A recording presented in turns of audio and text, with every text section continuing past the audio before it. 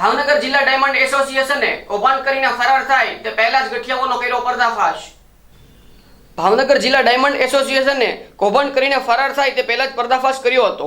ભાવનગરના હીરા બજારમાં કરોડોનું કૌભાંડ ઝડપાયું હતું। જો કે ભાવનગર જિલ્લા ડાયમંડ એસોસિએશનની ચાપતી નજરે કૌભાંડ આચરનાર ગઠિયાને પકડી પાડ્યો હતો અને સમગ્ર કૌભાંડને ઉજાગર કર્યું હતું। મોટા પાયે હીરા લઈને વેપારીઓને કરોડોનો ચૂનો લગાવવાનો પ્લાન હતો।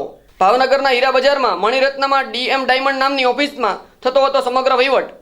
ભાવનગરના ડાયમંડ એસોસિએશનની સમગ્ર કામગીરીથી વેપારીઓને રાહત મળી હતી। હાલ સમગ્ર બાબતે એસોસિએશનના પ્રમુખ ઘનશ્યામભાઈના માર્ગદર્શન હેઠળ કાયદેસરની પ્રક્રિયા આગળ વધારવામાં આવી હતી।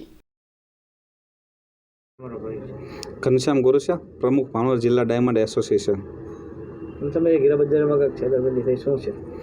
હીરા બજારમાં મયુરત્ન બિલ્ડિંગમાં છેલ્લા 15 દિવસથી એક ઓફિસ ભાડે રાખીને ડીએમ ડાયમંડ નામની કંપની ખોલીને 3 થી 4 લોકો ડાયમંડના વેપારી સાથે વિશ્વાસ કેળવીને એક મોટી છેતરપિંડી કરવાની ફિરાકમાં હતા। એ દરમિયાન ડાયમંડ એસોસિએશનને માહિતી મળી કે આ વેપારીઓ બહારથી આવે છે અને આ રીતનો ધંધો કરે છે, એટલે મેં વેપારીને બોલાવીને એમને પ્રાથમિક તબક્કે પૂછ્યું કે તમે ક્યાંથી આવો છો, તો એની વાતમાં ફેર આવ્યો। મને આપ્યું સરનામું અમદાવાદથી આવી છે અને મુંબઈ અમારી ઓફિસ છે।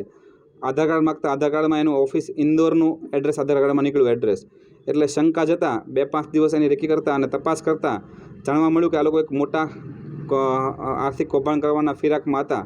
વેપારીઓમાં વિશ્વાસ કરીને વેપારીઓ 5, 10 કે 15 દિવસે ઉધાર વેચે તો 15-20 દિવસમાં જે ઉધારનો માલ ભેગો થાય એ માલ ભેગો કરીને ભાગી જવાની ફિરાકમાં હતા। અને એ પોતે આજે 2000 માણસોની વચ્ચે માઇકમાં કબૂલ્યું કે હું ચીટિંગ કરવા માટે સ્પેશિયલ આવ્યો હતો અને મને એક બેસાડવામાં આવ્યો હતો મજબૂરીથી કે ભાઈ તું ચીટિંગ કરે જેટલું ભેગું થાય એટલું કરીને તું પ્રાથમિક તબક્કે અત્યારે તો એ વિશ્વાસ કેળવીને 3-4 રૂપિયા બજારમાં દેવાના બાકી હતા।